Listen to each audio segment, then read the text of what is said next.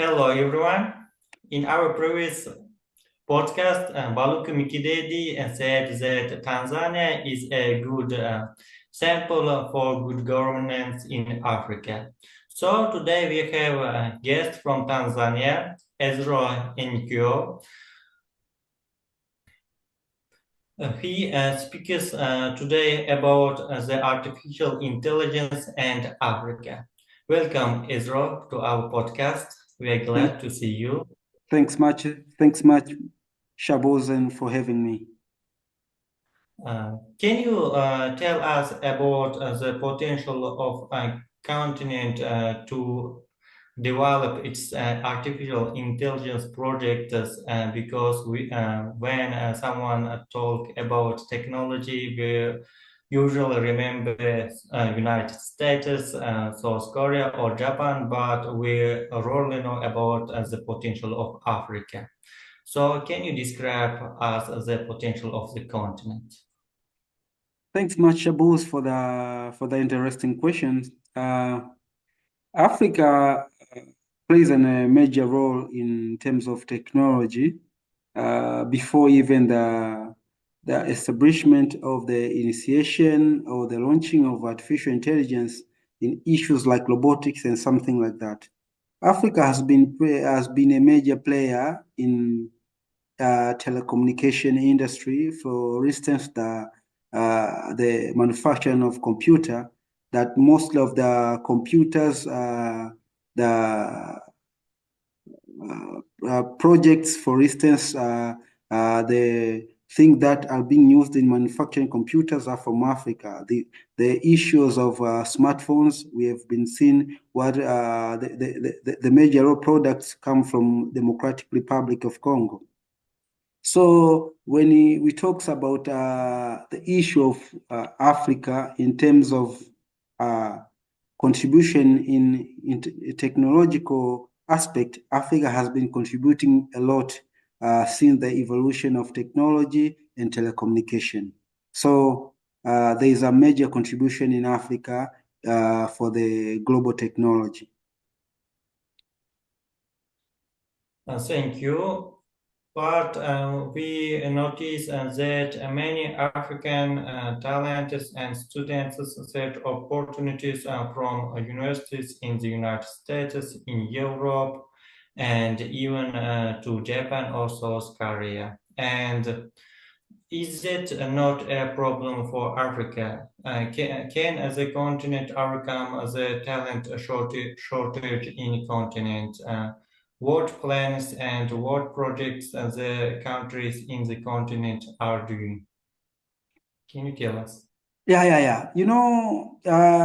The issue of artificial intelligence in the Africa, it's not something new, but the issue was Africa did not put much of its effort in trying to focus on utilizing the artificial intelligence. For instance, if we go back to different part of the world, in 2017, the Republic Peoples of China had created something called Artificial Intelligence Development Project. The Artificial Intelligence Development Project focused on how China would utilize the market of artificial intelligence in the world. So in 2020, China had initiated this, what we call the project planning, which it was made in 10 years. That from 2020 to 2025, China would much focus in producing the artificial intelligence items or instruments, something that relates. In 2025 to 2030, China would focus much on marketing and selling the product that has been produced. And one of the major market player would be Africa. As for now, Africa contributes only 2.5% of the AI market, the AI global market. Africa contributes 2.5%. That means Africa has a huge potential in artificial intelligence market as most of its part has not been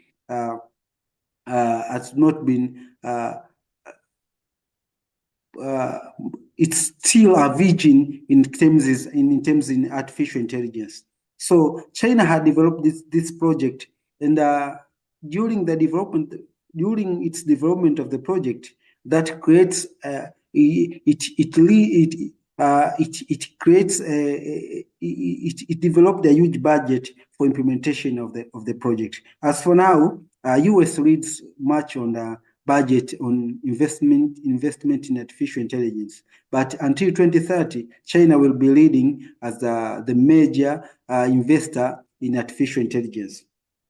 The same applies to Europeans. You know, in 2022, Europeans the European Commission developed something they called artificial intelligence for Europe. That means the Europeans had created a policy that would ensure that artificial intelligence does not affect any part of the European country. Yeah, it focused on making the Europeans the major player of artificial intelligence, rather than artificial intelligence become a major player in most of the European countries. So it was a way of trying to control the artificial intelligence with its effect in Europeans and different countries in the European continent. So from that view, we had some examples of how much of these countries, for instance, China and Europeans, had been doing in making sure that the artificial intelligence benefits its people, but it does not affect its people. Where was Africa? Africa, from that time, did not create any policy, any ways of trying to boost up the use of artificial intelligence and controlling the artificial intelligence until this year on July 2024, where Africa created what it's called as artificial intelligence, continental artificial intelligence strategy. The continental artificial intelligence strategy, it has been created 2 months as we speak today, 2 months before as we speak today, that aims at trying to boost or trying to ensure that African Union emphasize the use of artificial intelligence to its member states. So as we speak, the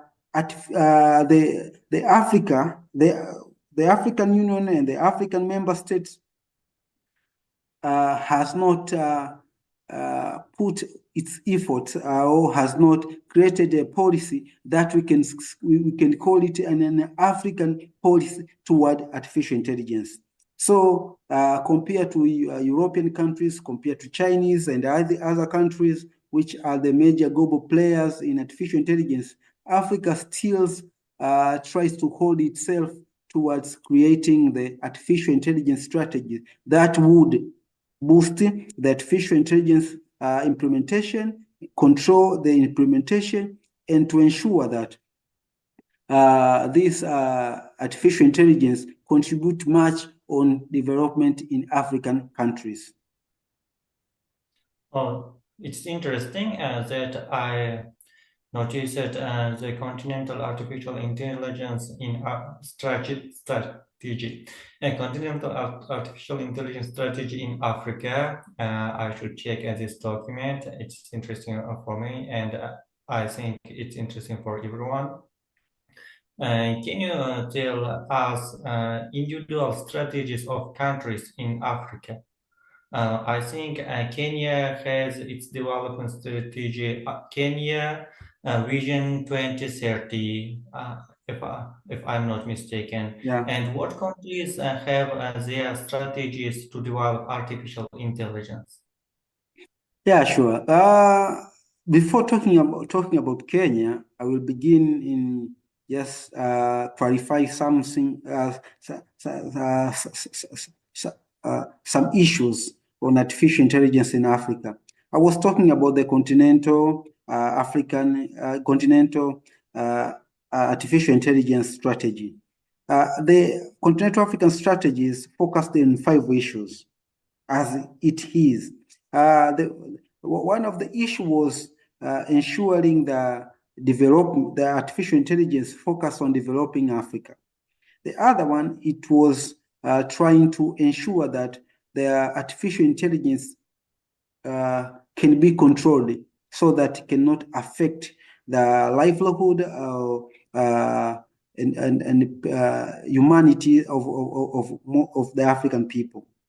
The third one, it was a cooperation between the public and private sector. The fourth one, it was trying to put most of budget in investing in the strategies so as to boost some of the sectors that artificial intelligence has been contributing much in Africa. Areas such as agriculture, energy, climate, for instance, and health. So before going much on Kenya, I was trying to elaborate on how the artificial intelligence works in Africa. So artificial intelligence, for the time being, works much in those 4 sectors, as I mentioned: the agriculture sector, the energy sector, the climate sector, and the health sector. But much the agriculture sector, which for all the utilization of artificial intelligence in Africa, the agricultural sector contributes 49% of the artificial intelligence utilization in Africa. So we can say that almost half of the utilization of artificial intelligence in Africa is being contributed in the agricultural sector. But we can ask ourselves, why does agriculture contribute much? The reasons why agriculture contributes much is because of, first, it's a major player in contribution in gross domestic income in Africa. The second one, it's most of the people in Africa are engaging in agriculture. So the percentage of the African people engaging in agriculture has influenced the huge participation of artificial intelligence in that sector. And much of the implementation of artificial intelligence in the agriculture sector is being used in just mechanical learning, in how to use those mechanical things that are being used in agriculture. For instance, tractors, these are mechanized items and instruments that are being used in agriculture. But also trying to inform most of the farmers, the small-scale farmers, on the better ways of using seeds, for instance, understanding the disease attacking certain types of crops, the issue of using of fertilizers, in what time should certain kind of fertilizer be used in a certain kind of crop. That's much of how artificial intelligence is used in agriculture. So agriculture is the major player in artificial intelligence in Africa. That's first thing I thought I should put it in clear. So we are coming to Kenya. It's clear as how you have said that Kenya is one of the leading country that it has been using the artificial intelligence. But there are countries such as South Africa, which is one of the major country that uses Egypt, for instance, and now it's Tunisia, Nigeria. Those are the major leading countries in terms of artificial intelligence in Africa. For country of Kenya, major contribution, as most of the African countries, is through agriculture.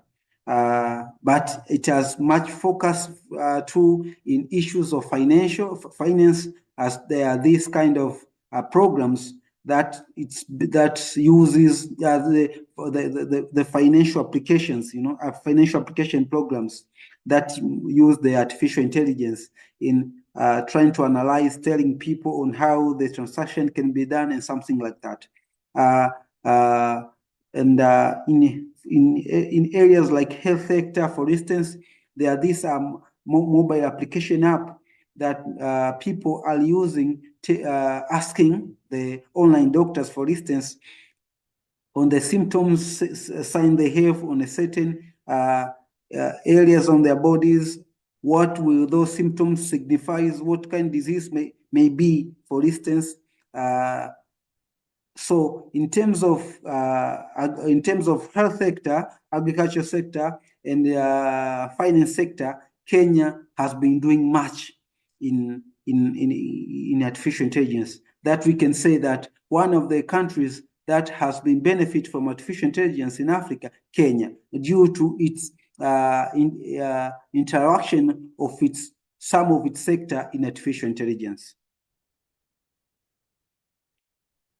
As far as I understand, Africa needs artificial intelligence for agriculture, climate change, but the continent use the technologies developed by Chinese and European companies. So it is interesting how African governments can protect data of population, personal data from the abuse of Chinese and European countries and European companies. Are there any laws and regulations on using personal data in African governments? Can you tell us? Yeah. As the initiation of continental artificial intelligence strategies, one of the things that has been emphasized is the establishing the laws and rules in controlling the information, the data, the data of the individuals, and certain issues and the same issues like individual. So for the time being, the major data centers that are available in Africa, they are not being controlled by African countries because still Africa lacks the sophisticated technological infrastructure.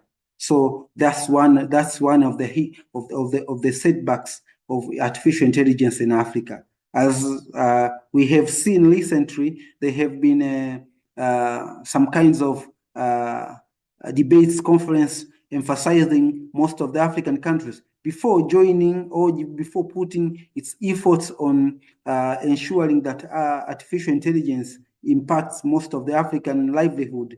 They should find ways to control. And one of the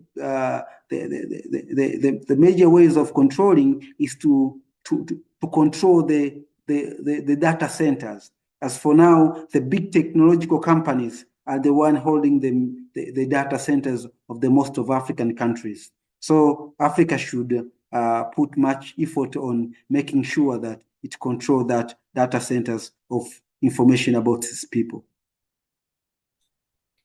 Thank you, Ezra, for your meaningful opinions about artificial intelligence and the technology's role in Africa. It is very useful for us to think about artificial intelligence development in the continent.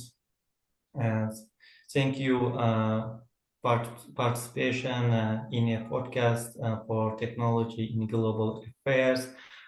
We hope you will be a guest frequently for our podcasts.